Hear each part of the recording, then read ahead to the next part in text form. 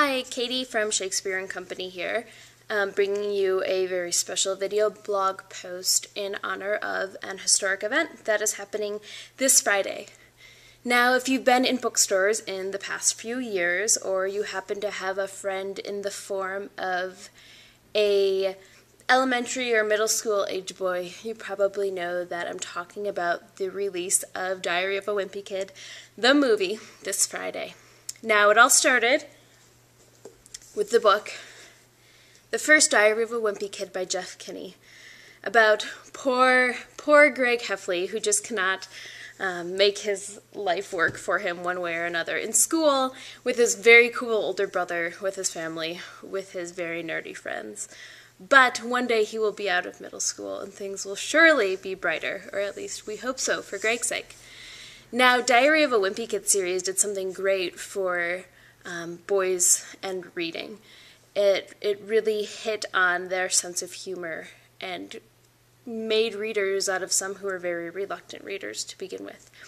So I have here today a selection of other books that I think are great for those who are waiting for the next Wimpy Kid book or are looking for the next series to become hooked on.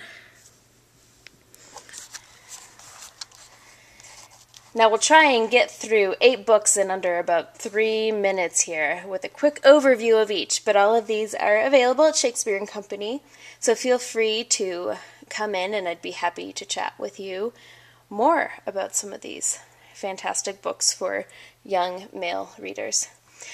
The first is the Bones series by Jeff Smith, and the first book in that series is out from Boneville. The Bone books are the story of the 3 Bone cousins who are kicked out of their village and have to wander across this sort of idyllic valley to save it from evil forces who get in their way. Great story of adventure and fantasy, and it's all in graphic novel form. Another series is the typical adult writer, Carl Hiaasen, his children's books. Mysteries set in southern Florida, the first of which is Hoot. They all involve the same group of kids who inadvertently become animal rights activists. In the first one here, they set out to save a family of barn owls from a barn, who live in a barn that is about to be destroyed by construction workers. Absolutely laugh out loud funny. It will have you rolling on the ground and in stitches.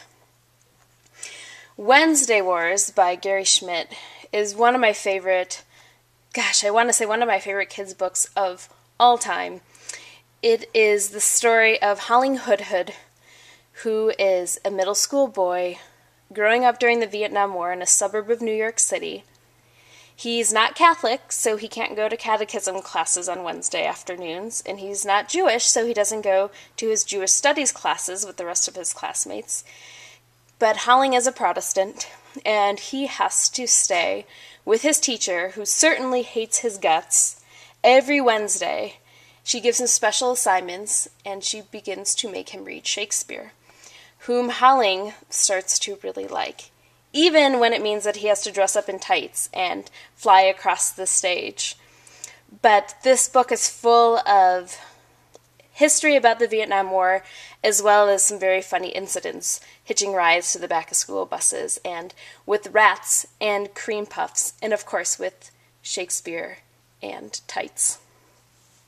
Brand new out, just a couple months old, is A Whole 'Nother Story by Dr. Cuthbert Soup. This is one of my absolute favorite new books to come about, and I've not laughed this hard in a very long time. It is the story of the Cheeseman family, who is on the run and sort of on a long road trip together. And throughout this book, you'll meet 3 attractive, polite, relatively odor-free children, a psychic hairless dog, top-secret government agents, international super spies, one of whom just happens to be a chimpanzee, corporate villains, a cowboy poet, various members of a traveling circus, and, of course, the sock puppet named Steve. So it truly is a whole nother story, and something unlike what you'll read in a very long time.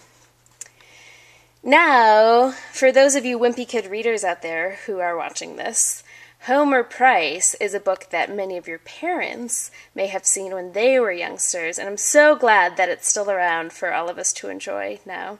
It's by Robert McCloskey, who's usually just a picture book writer and illustrator.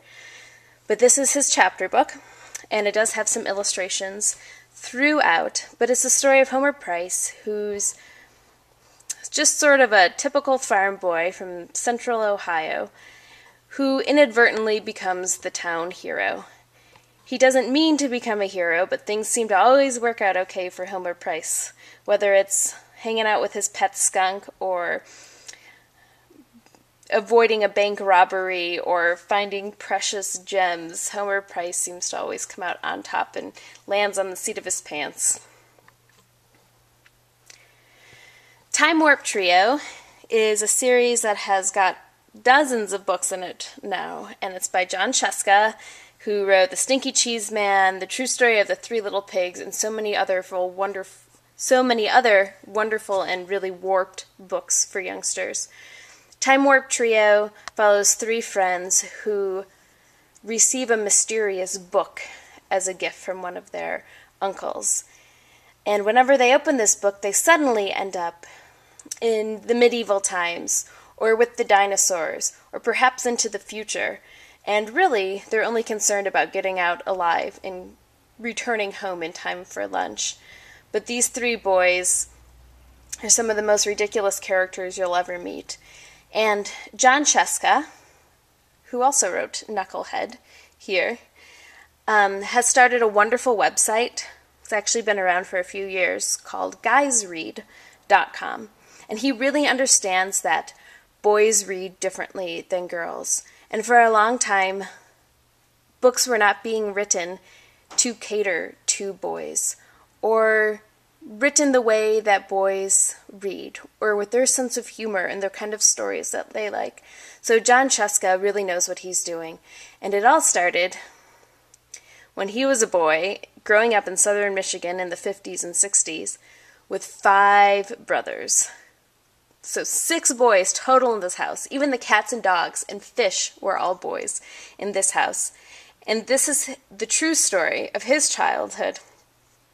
And throwing up on the cat, or peeing on the radiator, or sword fighting in the drainage sewer pipes, or breaking each other's collarbones. But it's absolutely typical boy roughhousing and boy sense of humor. And he plays some pretty great tricks on the nuns at school. Finally, due out later this month, we have Big Nate in a class by himself. When you open this book, it'll seem very similar to The Diary of a Wimpy Kid. It has a lot of drawings, illustrations throughout, a lot of text bubbles. But don't be fooled, it is not a rip-off at all of that book. It's truly in a class by itself. And Big Nate is totally awesome, even though not everybody else in his life understands his awesomeness. And he just can't seem to make that translate well to other people. But he knows that he is destined for greatness because a fortune cookie told him so. And I know that Big Nate is destined for greatness too, because this is one of my favorite new books of the upcoming season, and I expect that so many people will like it just as well, that we will see many more from Big Nate.